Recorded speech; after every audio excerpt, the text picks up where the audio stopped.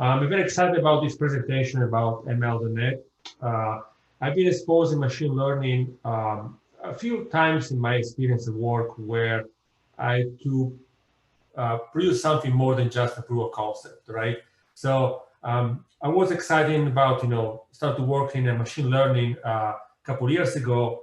But without a machine learning background like myself, I know it was a bit challenging. And so recently I have to start to do a small project, and I look back and figure out, how the machine learning tools and trend really evolved in the last couple of years, 2-3 years, and I was pretty impressed how the great work that Microsoft did and is currently do implementing this kind of tool, really providing developers tool like ML.NET, which really making easy to integrate machine learning in any application without really necessarily having a PhD in machine learning. So what we covered is we'll talk about machine learning and ML.NET and really the abstraction and the concept behind it. And then we're going to do a quick transition into uncovering the basic concept behind commonly using terms to establish a common starting point. So we will cover very, very briefly these terms and the foundation behind machine learning. And then we're going to jump into some code demo. So we will cover in this demo the machine learning algorithms and how we can apply using ML.NET. And really, the idea here is to demonstrate the simplicity that ML.NET provides, and to me, really prove that it was built from expert, but not just for expert in machine learning. So again, you don't have really to have a machine learning background to jump into and start to play with this kind of tools. And then we see actually have a demo later. We see how machine learning, ML.NET can integrate quite easily in platform actually that bring used to implement a model, not necessarily creating a .NET ecosystem. We're going to integrate with the model that was built using TensorFlow, for example, to leverage neural network models. So really, I want to spend more than 50% in code and see how ML.NET work in action. So machine learning has been, for a long time, a difficult, a foreign language for developers, especially working in the .NET space, right? Historically, if you had to build a machine learning model, you should have used, more popular language and learn languages such as Python and R to create and train machine learning models. Although these are great programming languages, if you are new from the machine learning area, and you also have to double down the challenge to learn machine learning concept and new tools that, of course, don't integrate easily with the .NET ecosystem, right? So on the other side, it would be faster, probably, painless to adopt tool that we are all more familiar with, like .NET. So why should we be excited about ML.NET? Well, thankfully, because it allows developers to easily integrate machine learning into your code, into the .NET space. And really, ML.NET help specifically .NET developer to build easily sophisticated model without having to learn languages such as Python and R. And one great thing about ML.NET, actually, the documentation and the very large set of code examples that really make it easy to start and run with ML.NET.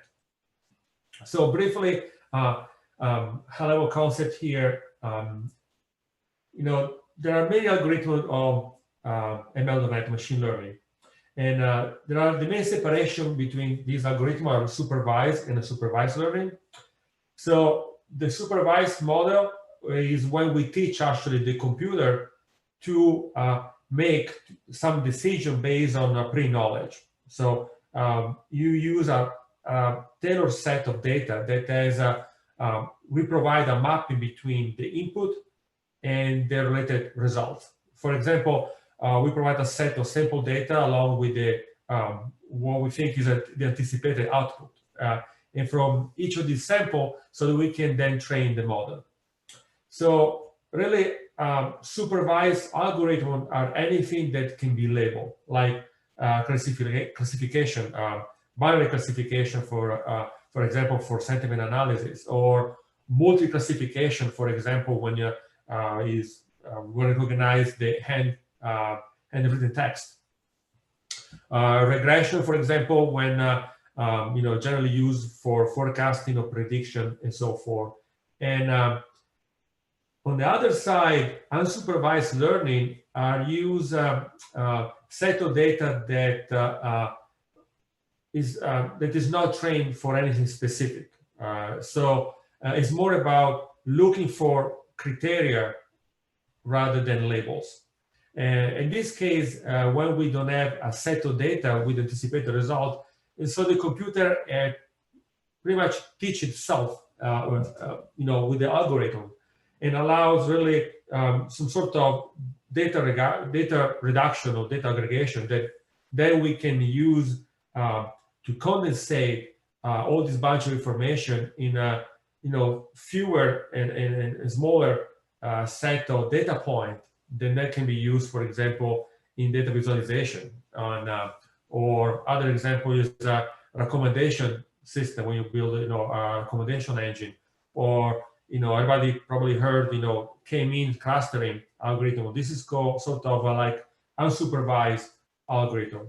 For this demo, we're gonna focus on the supervised, and then we have like a deep neural network. We can kind of sort of like is a mix between like supervised and supervised. We'll see that.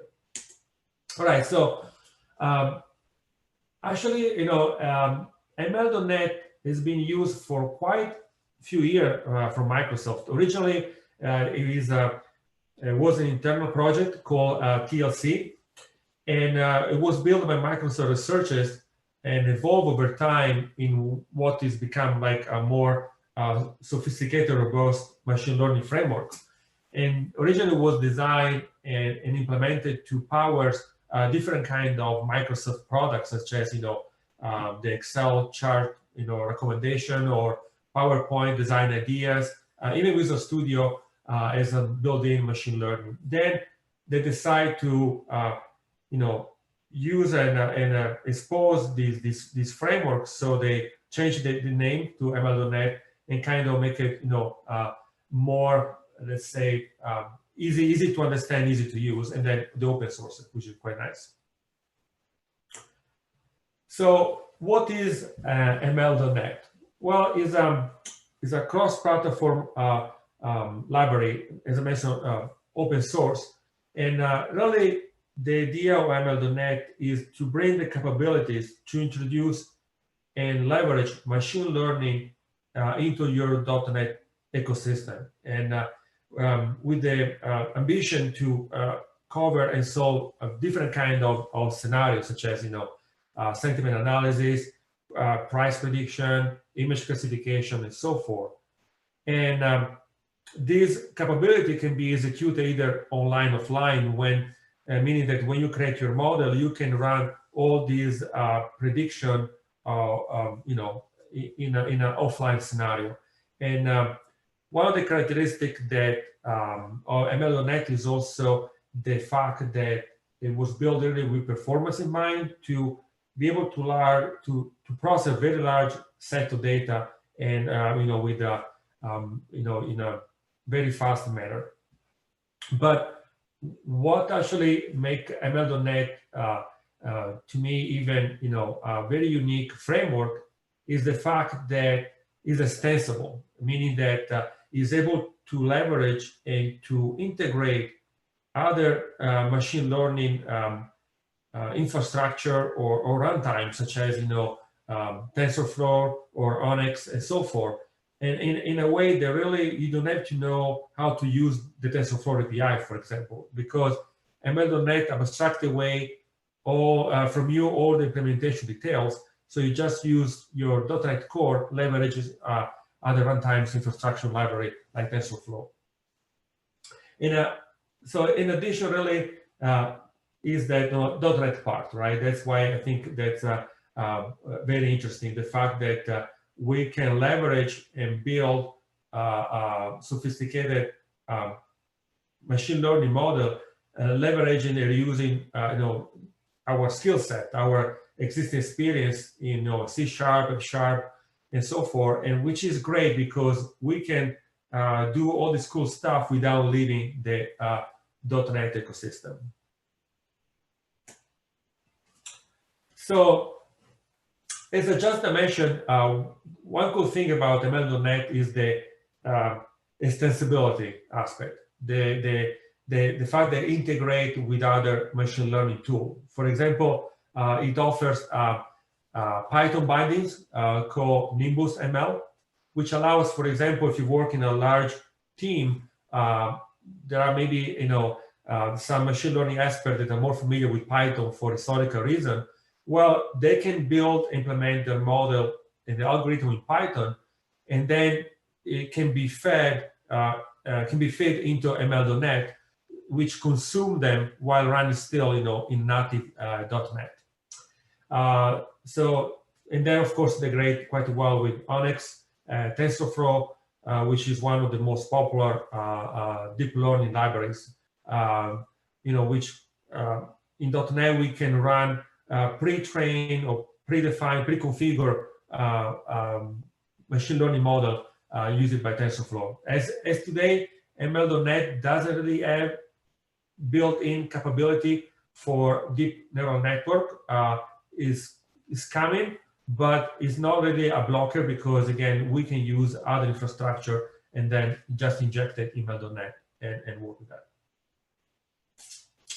So there is this aspect that I call the workflow, the pipeline, because really in ML.NET, what I found interesting, it really used a structure to implement the algorithm that is very similar regardless of the type of problem you try to solve. So in this slide, this diagram represents really the code structure and the process of for developing an ML.NET algorithm. First, we need to detect the problem and isolate a good set of data, which is the starting point, because allows also to figure out from the problem we try to solve also the solution, the type algorithm we try to achieve. And then the step also is to grab this data, clean it, and normalize it. And then we need to load the data. And for these steps, ML.NET offer a very large set of options, such as you can load data from a text file, CSV, external website, web service, or database, and of course, if you want to pass directly a stream, just to reduce memory consumption and so forth. So then we need to extract the features, transforming the input data into something that the machine learning is able to understand. And because machine learning algorithms are able to understand data that is featureized, which means only numbers. So we have to do some sort of transformation to make these data we're injecting to be able to be understood by the machine learning algorithm. Then we to train the model, and for this step we need to add something that is called the learner, which we have to define the column, the property of your data, the feature data that we use for the prediction that is called label. And then we have to define what kind of data we want to predict, which is our goal. So when the estimator is defined, then we train the model providing the data we loaded. And this is what they actually produce, return the model we can use from prediction. So now we can just evaluate the model for the trained model and to figure out the accuracy of the model. And if you're happy with the accuracy of the model, we just consume it to achieve the prediction. We can save it. We can load it later without having to rerun, all the training, and we can persist it and stuff like that. Otherwise, if you're not happy, we can retrain the model over and over until we're going to reach the accuracy that we are aiming. And we're going to go through step by step these parts of the pipeline in a code example shortly. So the first step, really, when we build ML.NET algorithm is define the instance of your ML context, which really is all rotate around this object, and it used really for creating, consuming all the machine learning model algorithm, and really to manage your machine learning program. So it is at the ML context really expose. I call it the catalog. So really, you can see with IntelliSense expose a set of catalog like the data, the model, the transformer, which is able to access this module, the structure, to basically access all the API that you can use to manage your machine learning program, such as load the data, transform the data, clean the data, normalize your data, and apply your algorithm. So it's all around the instance of this object. So and also when you have your model is trained, you still use the ML context to test your model for accuracy, save it to the disk, to persist it, to load it later, and so forth. So as I mentioned, the first step is load the data, which means that we need to analyze the data set that we are wanting to use to create our model, and we need to understand the data we're dealing with to be able to then sort of decide what kind of algorithm better fit our goal. So in this slide, in this case, we have a simple CSV file with the information. The canonical example, the Irish flower classification.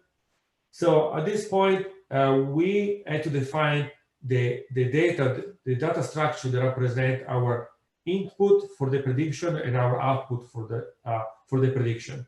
So in this code example, we use a 2 F# record type, but think about this as a 2 class in C#.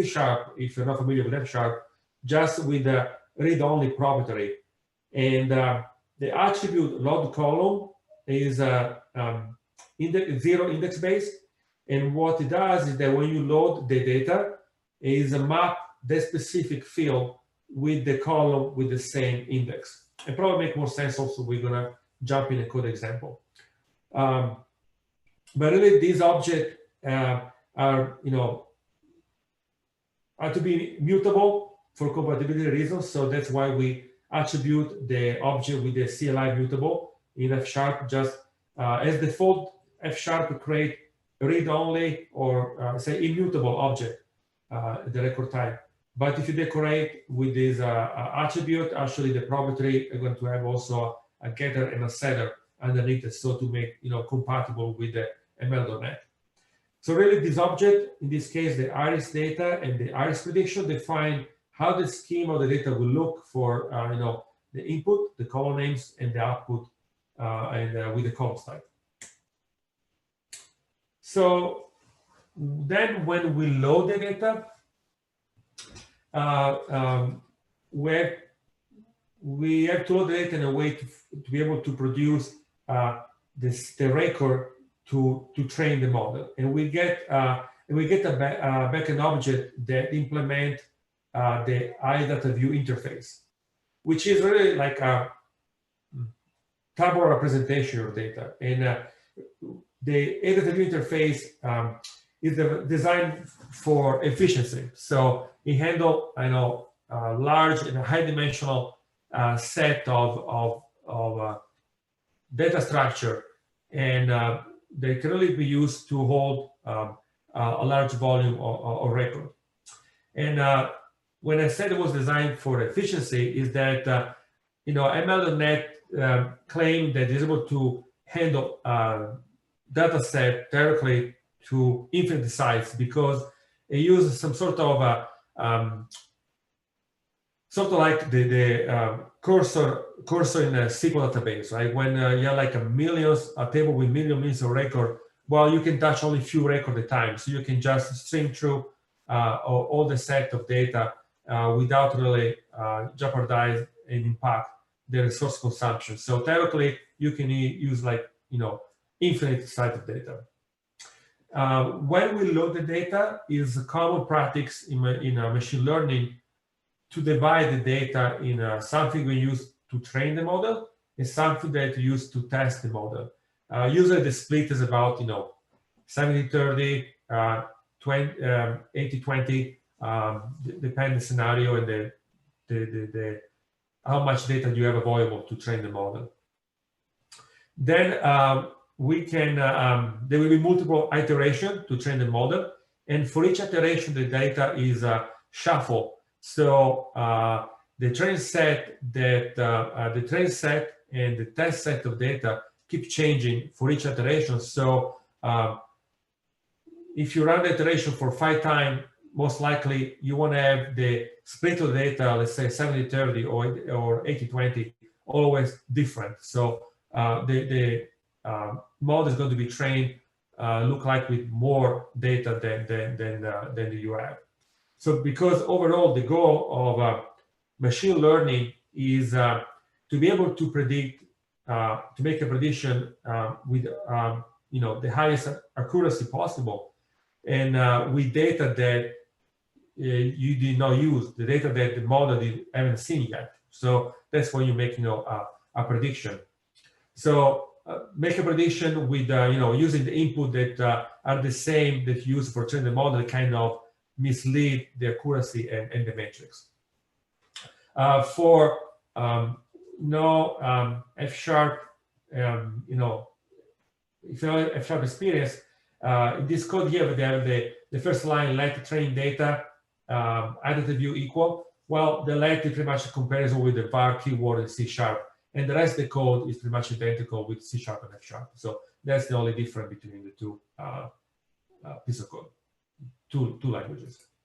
All right, so I want to spend 1 second here and give attention on one step that I think is very important and belongs pretty much to all the machine learning model implementation, which is when you prepare your data, or also called normalization. So this is the step that, based on the problem we are trying to solve, we need to identify the type of data that we need to collect, but we have to pay attention of cleaning the data and transforming this data in something that the machine learning algorithm is able to understand. Because machine learning algorithms are very picky. Like, they don't like dirty data, or and they prefer numerical base vector, possible like float number or double. So at this point, a very important part of the job is really, before you start to train the model, is to clean and transform the data to produce a quality set of value. For example, you want to distribute the missing value in a column. Maybe a column doesn't have all the value. You want to provide this kind of missing value, or you want to remove the duplicates. And really, like, the majority of the time, the data that you have to implement a machine learning algorithm won't be suitable right away, out of the box to be able to use to train a model, right? You have to get this raw data and need to be pre-processed, prepared before it can be used, to find the parameter necessary to train the model. So your data need to be converted also in something that is meaningful, like for a string value to a numerical representation. As I mentioned, you might have redundant data, duplicate. You want to remove this kind of information to don't create mislead the accuracy of your model. And ML.NET offer all these common operation that you can use to clean and the data, fill in missing value, remove duplicate, and so forth. Okay, so we mentioned a few times, that we want to train a model. But so what does it mean when we train a model? Well, it means that we are using a set of data to create a representation of a model that can be used to process and predict an output, right? And the prediction is applied to new given input. So in other words, given the slide here, we have some value like from x1, x2 to xn, and we create a function f that give us a result, an accurate y, which is our label. So in machine learning terms, the value from x1 to xn are called features, and the result in a function f, in this case, is called label. And for example, the feature x1 to xn could be a person characteristic, like the age, the weight, the height, and so forth. And the label y could be the sport attitude based on this person feature, and make the prediction what kind of sport this person most likely have better result. And the function f is our prediction, pretty much. You use all this set of input to predict the sport attitude of this person. So really, training a model, it means choosing the algorithm to use, attempting to feature the set of data. And we'll see there are different kind of options to solve the problem.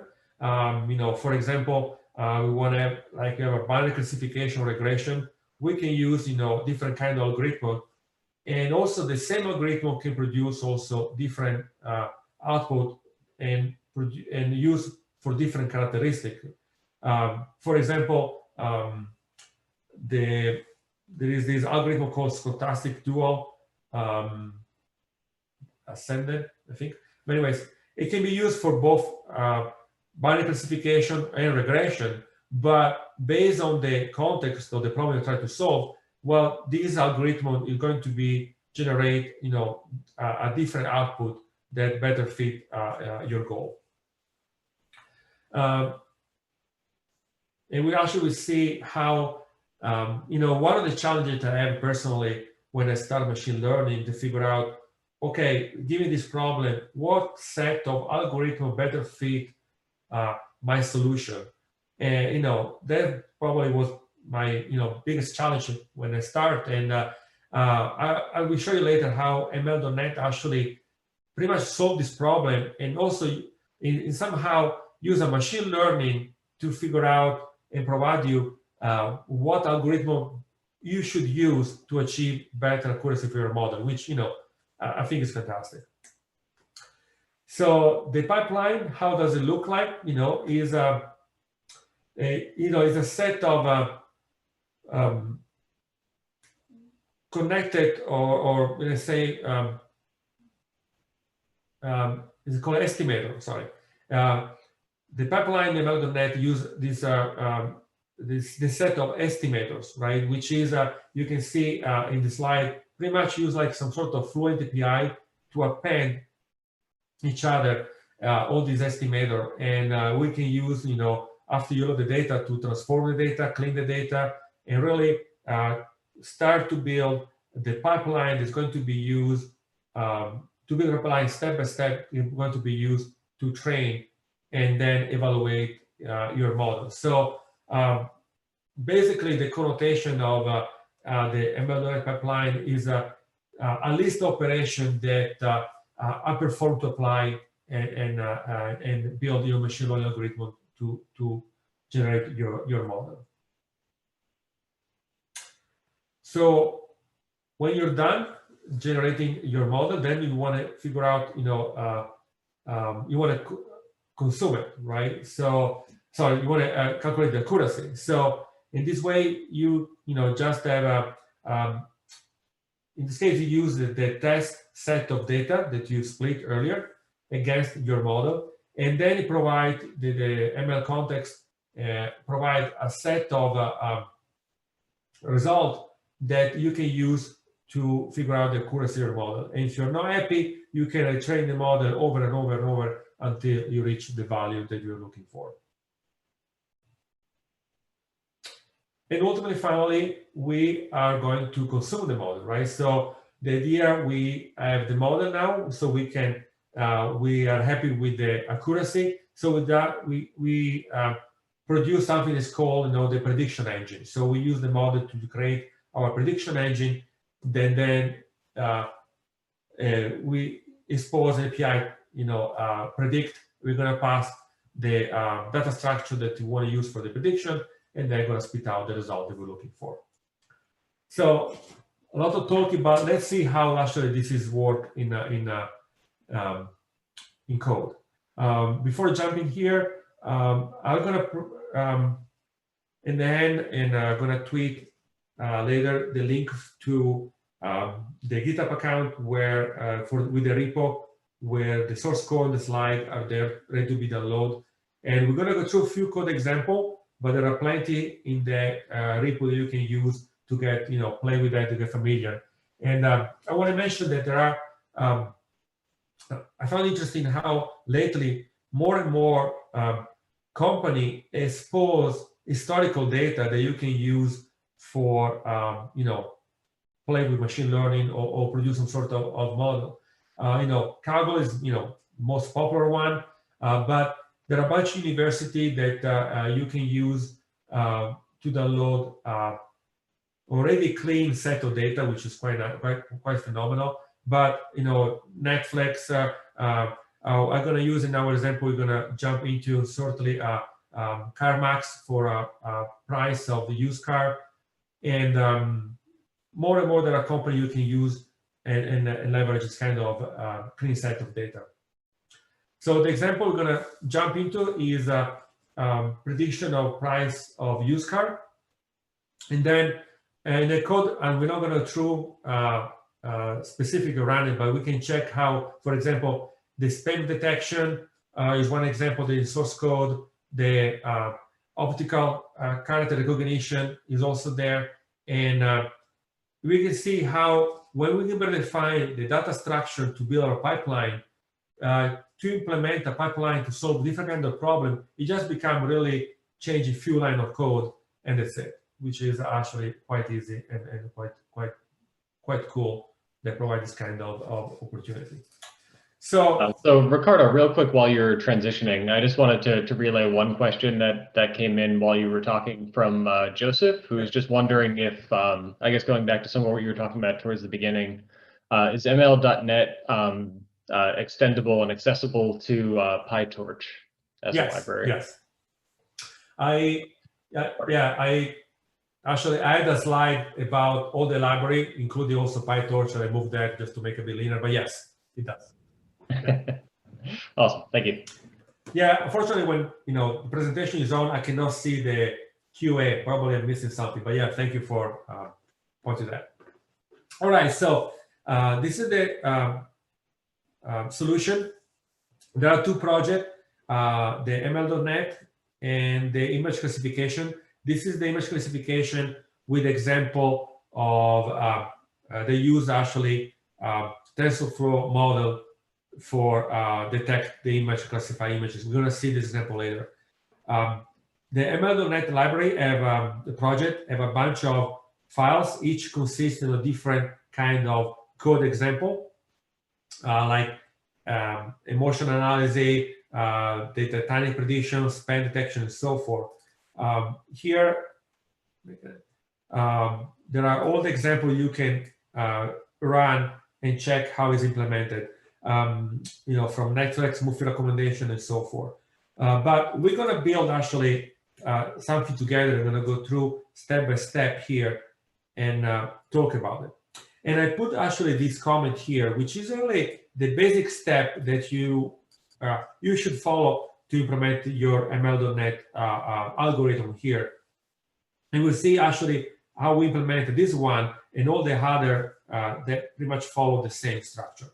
So the first thing we need to do is check the data we're dealing with. This is a car listing that I think I downloaded for CarMax or Carvana, but one or the other, and provide historical price of used car from. These are the column, the price of the car, the year, the mileage, city, state, and VIN number. I don't care. Maybe you want to do something more sophisticated, interrogate Carfax with the VIN numbers, the car have an accident. But for the simplicity of the demo, we're going to focus on the mileage, the year, the make, or the model of the car. And this is our column that we're going to use to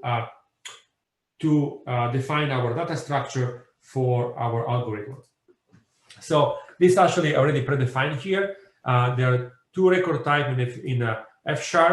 As I mentioned, this is the record type in F# are comparable to C# class with proprietary where the setter is private. So you can define your object one and then is immutable. The more important thing here is the attribute, the load column attribute, which map the index of the column of the data. For example, the year is column 1, the mileage is column 2, and you can see the structure of our CSV file in map year 1 and mileage is column number 2. So with that, when we load the data, ML.NET is able to map the column of our data with a specific property. The label here is our future column, because what we want to do actually is predict the price of a car. And then we define the structure we're going to use for the prediction later, which is defined just with a single column that has to be named score, and again expose the price that is going to be the output of our algorithm they're going to use to predict the price of the used car. All right, so the first step that we wanted to use, we want to follow here is initialize your ML context. So in F# we don't need to use the new keyword, but like in C#, but it doesn't really matter. So ML context, we initialize our object. One gotcha here, the constructor also expose another signature which expose a seed, and the seed take a nullable integer. Okay, I just put like nullable 1. So this is important, the seed, when you actually want to train the model in the beginning and run some tests. And the reason, because the seed provide deterministic output. So whenever you run the same algorithm over and over, you're always going to get the same output.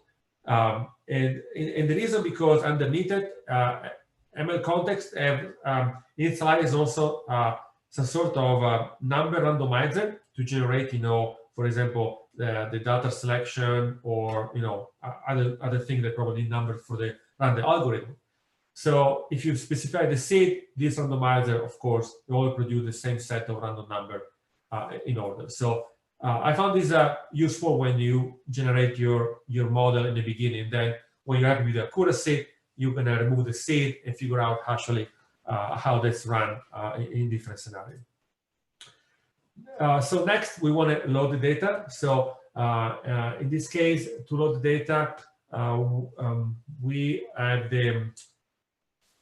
two options to load the data, specifying the percentage of the file, or so we're going to load the data twice.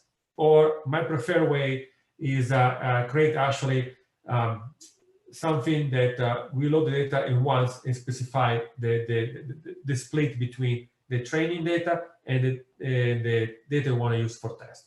So let's call it data here, and we will use the context here. So you can see IntelliSense here, when you press the dot, it expose this set of module or catalog where you can access all different kind of API, method, function to either handle or manipulate your data in this case, or want to train the model, or and then maybe add algorithm around the regression or transforming and so forth. So context is pretty much what you use to do all the sort of operation that you want to run with your ML.NET.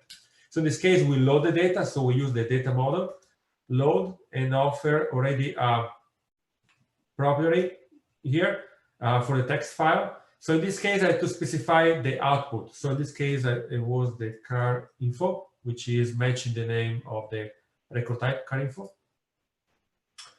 And now we define the path of the file. So data path. I already predefined the data path up here in this line here. I just have a function, the core, the load, the car listing CSV file from our local data folder here. Now, when we load the data, specifically for when you're dealing with CSV file, you have to specify a few properties. One is as header, true. In this case, we specify to skip the first line to don't jeopardize the distribution of your data. And then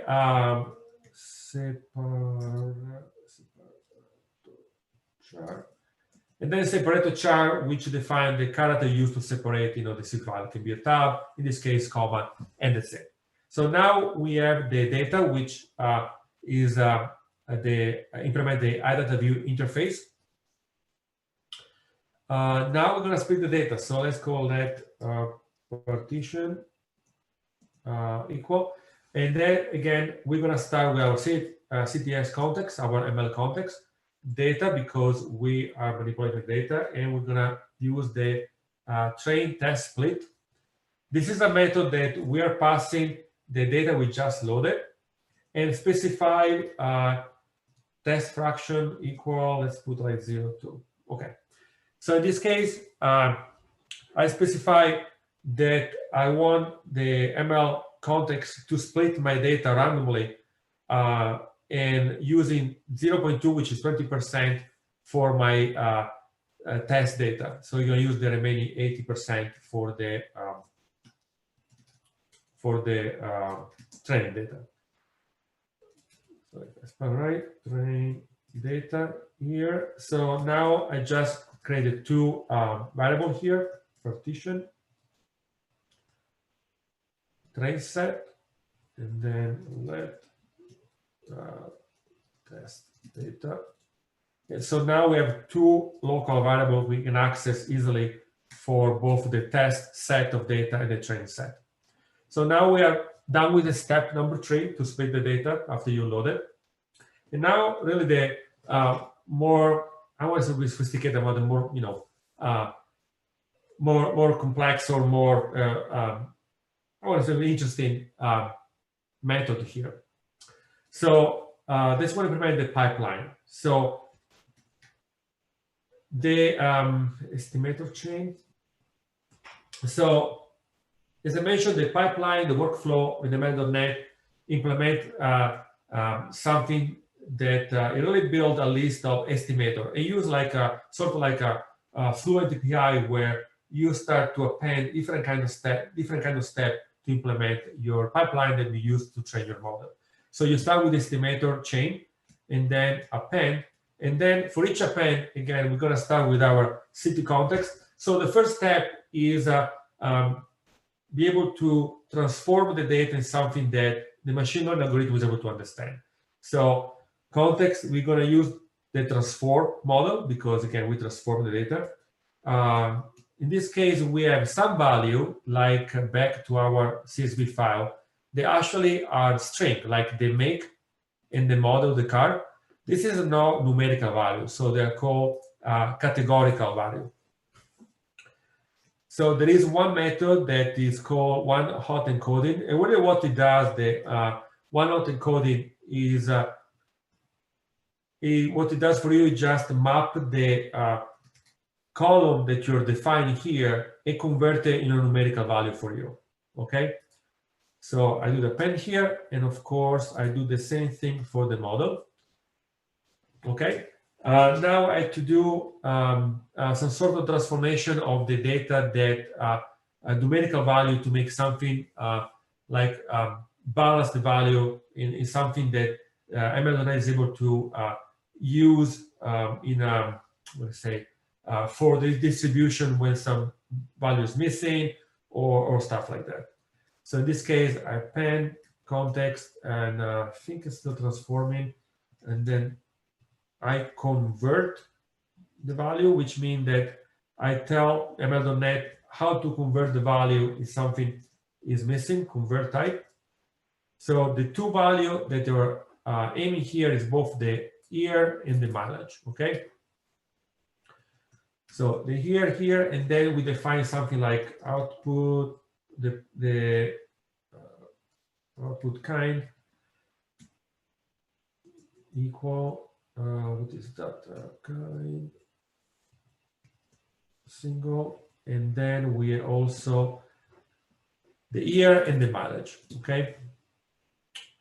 So at this point, we have generated, we tell the ML.NET how to transform categorical data like the make and model, which are string, and some sort of given input or given help, the type of the year and the mileage if something is missing, or how we're going to convert it, and to help the how we're going to change the model. So at this point, we are pretty much clean up and normalize the data. The next step is actually how we're going to aggregate this information. So one interesting thing is that we have the data like mileage, model, and make of the vehicle. That these are all different columns, but machine learning in general understands just one single column. So what I have to do is just concatenate this value in a single column called featureize, right? So it's still transform, concatenate, and then features here. And here we are the list of all these fields we just specified. Here we want to put in one single column, then the mileage. Then we have both the make and the model.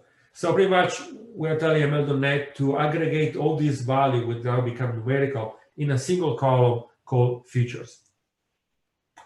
And that's it. In the end, we just append the last estimator or transformer, which define how we're going to want to solve this problem. So this is a prediction problem. So we're going to use regression, and we're going to use a trainer. So in general, for a prediction, we can use like a simple OLS that is the standard like linear regression. However, this is actually in real case we never really use a straight linear regression, but for trainer model, like for a prediction, you're going to use something to be more sophisticated, like a decision tree, or a group of decision tree like a forest. That what they do, when they train the model, they're able to get better and better over time based on the previous implementation of the tree. And that's the second tree is going to be better, third tree is going to be better, and so forth. And you create your forest that actually is going to be used to train your model. So in this case, the trainer, we are going to use a fast tree. And for each trainer, there are the default constructor, but you can also specify, it can be small intelligence here, but you can specify, the number of tree and how many leaves each tree has. So, and this value really is just like a real, is a true and try kind of approach, which, there's not really correct answer. It's just figure out different kind of combination of values until you reach, the highest accuracy for your algorithm. However, we're going to see later how this is going to be super simple with, the ML.NET sort of like machine learning help they can give you to define this kind of algorithm to get, better accuracy. So now we define the pipeline. The step number 5 actually is train your model. So going to be a model. So in this case, we use the pipeline here. The pipeline have a method called fit. And here we're going to use the train data we decide earlier how we're going to split. So this is the 80% of our data. And that pretty much is our model, right? So the model is going to be trained against our trained data. And now we want to figure out, the accuracy of the data. So let's call that metrics here. To do that, we have the model. We transform the model here. And we're going to use the model against the test data. So, okay, actually going to use some test data. Test model, I'm going to tell you in a second here, model, and then regression. No, sorry, context regression. Context regression, and then going to be evaluate. Okay. So what I do is here, I use something called pipe operator F#, which is just syntactic sugar to tell, give me this argument and pass it on the right side on this function, right? This pretty much could be written in C#, passing the argument like this in our method, right? It just is getting closer to like how you read English almost, so you get to be more, I think, understandable. Test data pass to the transform, which then pass to our context, the evaluate method of a regression module, which provides us some sort of values against the test data. And remember that the module here, the model is being trained against the other set of data for the training. All right, so at this point, it provides some sort of value. So ML.NET, it provides, a very large set of metrics you can check. The more important one, in my opinion, the root mean, which is, provide the accuracy, a value from 0 to 1, the highest, the most accurate. And the other one is actually the mean absolute error, which provide a value that represents how much are you off in average between the data that you train and the data you use for testing, okay? So then there is something called cross-validation, which actually is a pretty cool. So let's call it scores and always context. So we call regression and cross-validate here. And then we're going to pass the data, is our data we just load from our CSV file. The estimator, which is our pipeline. I think I have to pass it. Let's see. Cast to estimator. Then pipeline. Yep. And then I think number of fold. Okay. So what is cross-validate? So this actually is a quite cool feature. So this is generally used when you have a small set of data, which you're going to run in problem that you underfit your model, because having a small set of data, then you can have passing an input that is way far off from the data you have used to train your model. However, with the cross-validate, what it does is ML.NET is able to get your set of data and partition in smaller and smaller set of records, and then iterate over and over for they call it fold. Usually a good value is 5. So in this case, I'm going to run the cross-validate like 5 times, and each time use a different kind of set of data, the shovel, also for the the split of the data, your defined progress here for your 80-20% here for your train data, test data. So overall, it seems that actually you have a larger set of data you can use to train your model. In reality, you have a small one. I'm gonna put 1 here because actually this kind of process, it takes a while to run because it rerun and shuffle the data. But then you can just calculate, the mean here of your score equal scores. Scores actually is going to be as output, of course, the value metrics. So I can use something like average by. Average by, if you're not familiar, is like a C#, link query. There is also that you give a collection, you can pass an average to average, the collection. Pretty much the same here, just use a separate function. X here and X here is going to be the what is the metrics? So in this case we can use the metrics, any one that we want here. Right? I use the metrics. It just gives a sort of value how actually this, the mean, it can be compared before and after being cross-validated. So in this case, is 1, so it doesn't produce a lot of value, but just to give you the idea that you have also this tool part of your tool belt you can use in case you have a small set of data. So that's pretty much really what we have to do to implement ML.NET program. Now we just have to define actually our engine. So let engine here, and now of course we have to pass our context here. And then we have to was the predict model. Okay, yeah. Regression. Create. Oh no, the model.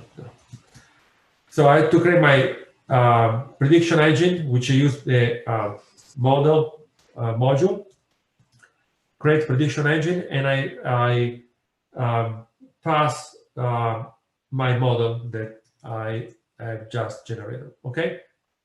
So this actually is use a generic construct here. So I'm going to use the car info as output and car price prediction.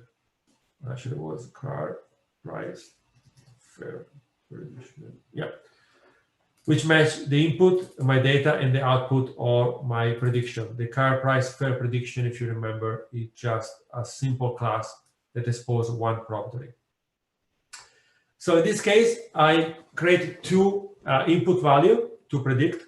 So one is a 2018 Porsche Macan with 12,500 miles. You can see that I passed price 0 because I don't care about the value of the price here. Because that's actually what I'm going to predict. And the other input is 2012, BMW with 26,000 miles. The model is an X5 SUV. So at this point, I use my engine, and I use my predict API here. I call this function. So now the prediction BMV is going to expose the price that has been my prediction. So I'm just going to print out the car info for each car, the Porsche and the BMW, but I use the output of my prediction to figure out, the accuracy, the prediction of the car. All right, so let's run the code, and hopefully this is some cool thing here.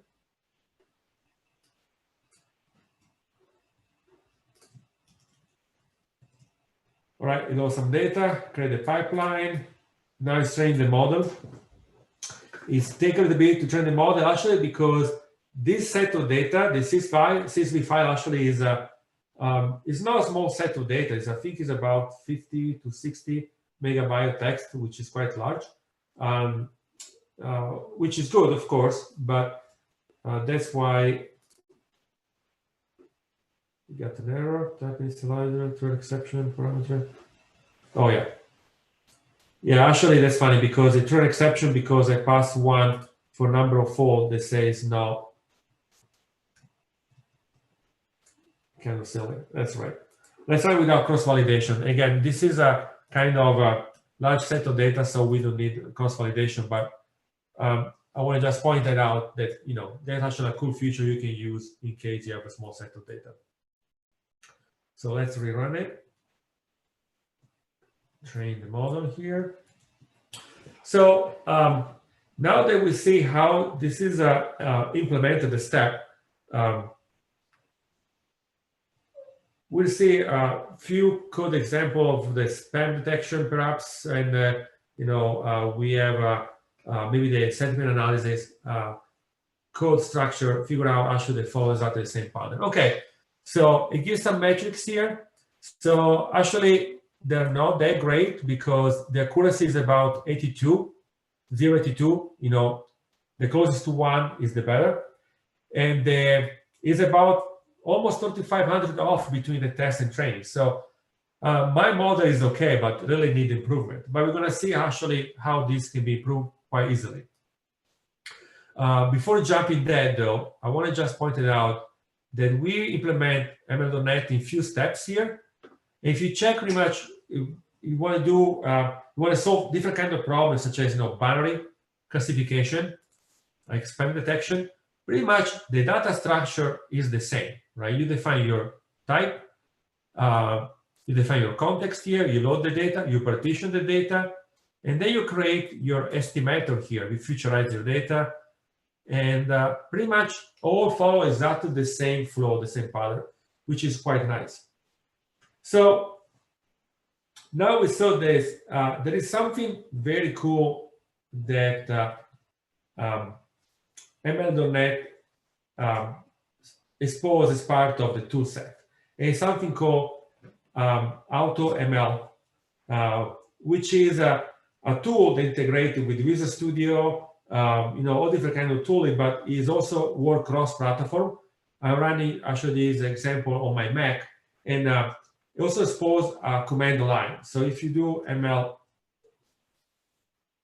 ML.NET, it actually is a tool that you can access from command line to run your prediction, to train your model, or you know, run all the same thing we just saw in code recently with the command line. What it does actually, AutoML, it kind of use machine learning and needed to, is a mix between machine learning and brute force. Based on the problem you try to solve, it tells you actually what kind of algorithm, you know, you can use. So if you remember, when I ran my example, I was about 0.82 accuracy here. So the data folder here is actually, let's open the folder here, is it contains two CSV files. Actually, delete this guy here. Contain this car listing CSV file, okay? So what I can do here, I can use AutoML to run and for me produce what kind of algorithm should I use to have the highest accuracy. So the ML.NET command line take first, you know, the kind of problem I try to solve, which is regression. Then I just simply pass the data set. In this case, our car listing CSV file, okay? I have to, because it's a CSV file, I have to help ML.NET to understand a few things, like the label column. In this case was 0, which is the first column, which was the price, which is our label. Then I define it as header true, because it's a CSV file. And then the other important field actually is for how long you want to run. So what does it mean with that is say train time equal, I mean, what I'm saying is say I ask ML.NET to run for, let's say, 30 seconds. I have to put like 60 seconds. And what it does now is start data set. Oh, I spelled it wrong. Oops. What it does, it runs for 60 seconds.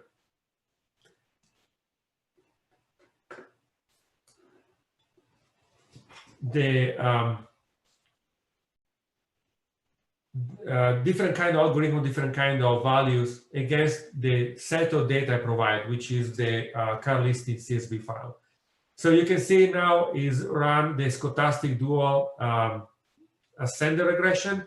It said the best score is about 0.78, which is our 0.82 with the fast forest was better, but it's still running for about 26 seconds. Now we run actually. I use a fast tree regression with 0.82, which is pretty much what we did as accuracy. But you can see right now actually do a lot of work for us, right? So we are not doing anything, and we're going to let ML.NET to decide what algorithm to produce the best accuracy. And of course, the more time you let them run, the more example is able to figure out. So in this case, 60 seconds only run 2, but before start the presentation, I ran for about 15 minutes. So actually, this is the output after 15 minutes. What it does, it gives a list of the possible combination with the highest accuracy. It was able to figure out one way to have 0.90, which is pretty good. Any algorithm machine learning that reach between 93, 94 actually consider good, acceptable.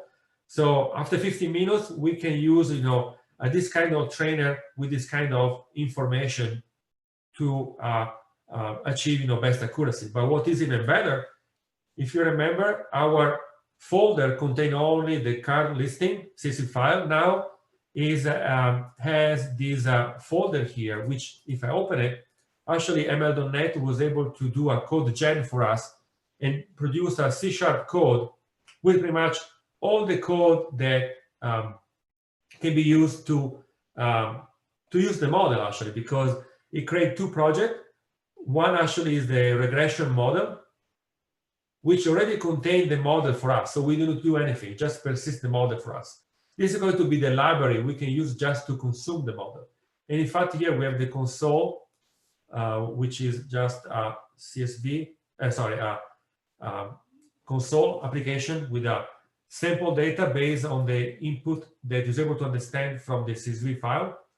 It produced, some sort of metrics, and then all the C# code gen that we're using for, generate the model, train the model, evaluate the model, persist the model, and so forth. Which I found, pretty much without ML, we don't really have to be, spend a lot of time to build a proof of concept. We just need to get a good set of data and then use this command line to do a lot of work for us, which I think is quite nice. All right, I don't know, there are any questions, Greg? Good. Yeah, there was one more I was about to chime in with. Okay. If you can maybe pull up the car F# file again. I think it was, if I'm remembering right, line 72 of that other file of the, I think the car price prediction. 72. Yeah. Yeah, so the question from Praveen was just wondering about the significance of running transform before evaluate here. So it might be worth a quick recap of some of the pipeline steps here and how they fit together. Yeah. So yeah, that's a good point, because we already did the transformation anyways during the pipeline here. So yeah, I think probably we don't even need that because we already have the. No, never mind. Sorry, take it back. So at this point, we use the test data, but has to be transformed using this kind of convention. Okay. So what's happened that at this point, if we don't run a transform, we just run the regression evaluate. We miss the how we transform the categorical data, like the make the model with string to a numerical value. And for example, here, we featureize the column year, mileage, make, and model. But maybe we want to also include, I don't know, state and city, maybe for a distance of the person want to buy a used car. So we're going to miss all this kind of information to pass to our test data here, right? And also we can have different kind of pipelining, implementing different kind of algorithm trainers, like the fast tree here. But for example, the one that AutoML.net recommended was actually the, I think this is the LB, is the boost. Anyways, this kind of regression, right? So the value here is really to be able to be in line with the test data and the training data to really, when we get the accuracy, really match the same criteria we use to train the model.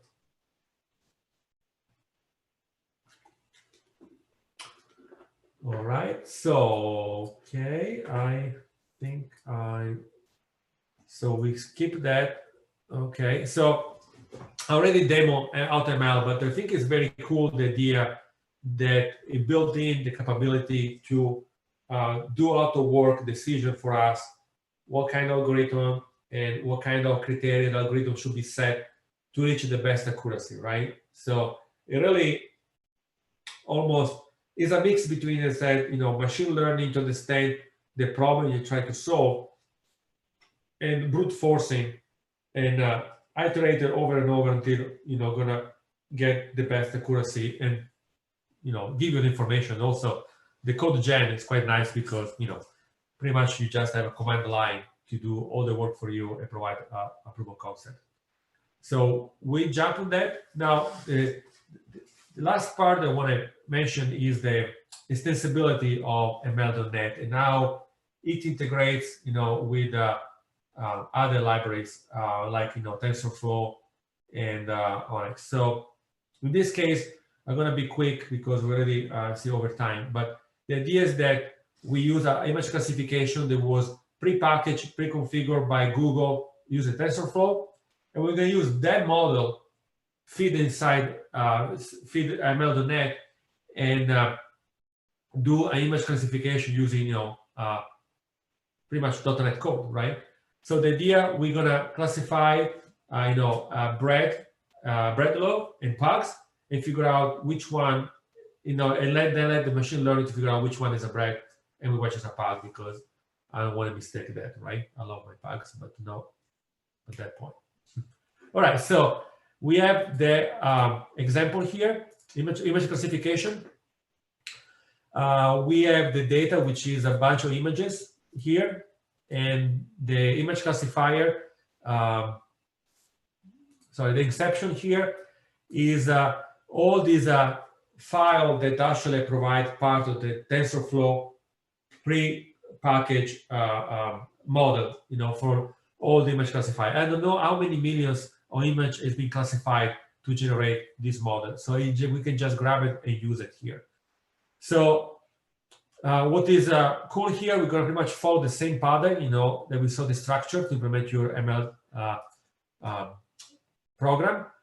The estimator, a couple of things here, which is the first couple of steps is just be able to dimension the image you're passing with always the same sizes. So, and this is important because maybe you classify images like, I don't know, 120 by 120 pixel.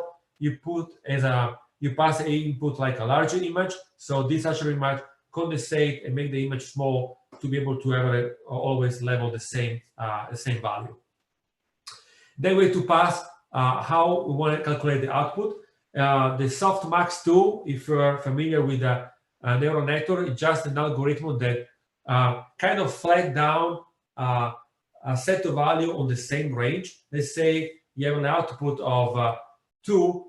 Most likely, these 2 output is going to be a value from 0 to 1, which actually add together, sum together, going to be 1. And the value with the higher value is going to be actually the correct output.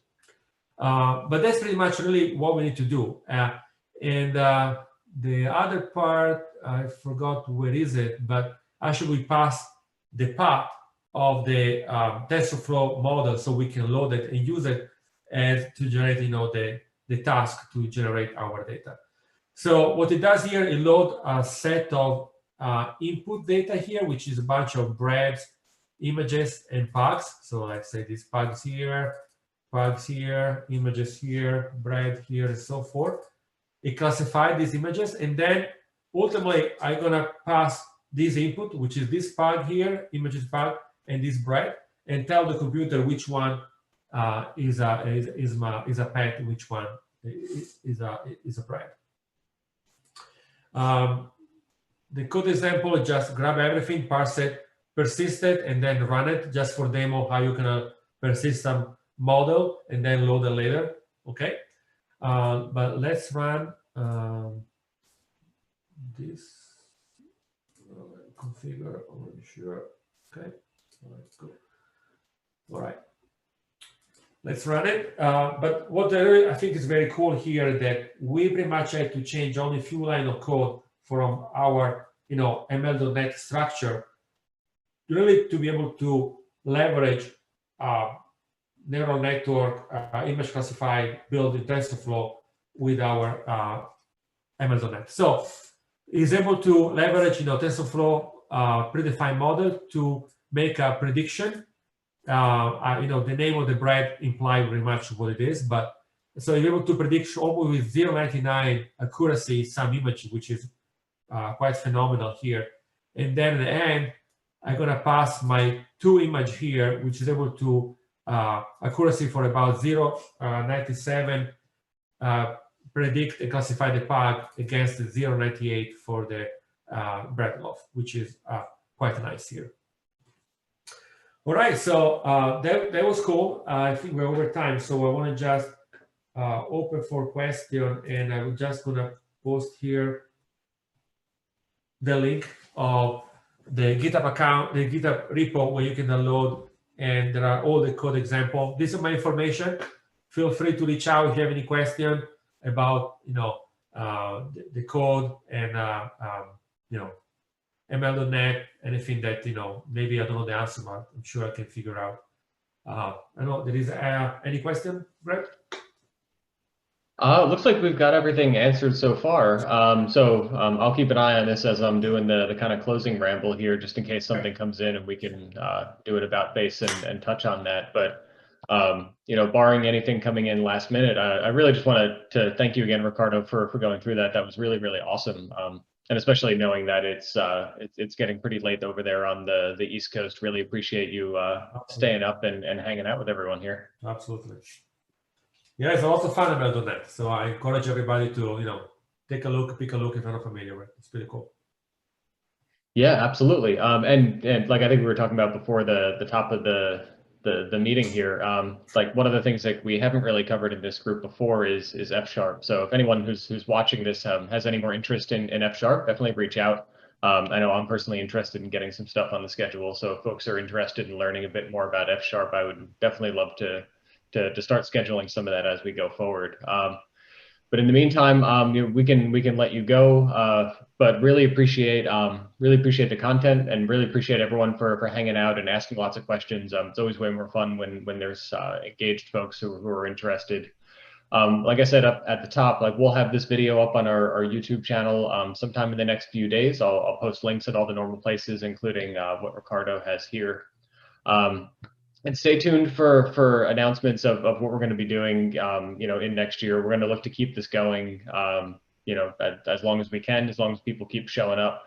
So we're working on plans for early next year and going forward, and stay tuned because we'll hope to have all that up as soon as possible. But in the meantime, thanks again for everyone. Stay safe, and hopefully we'll see you soon. Have a great night, folks.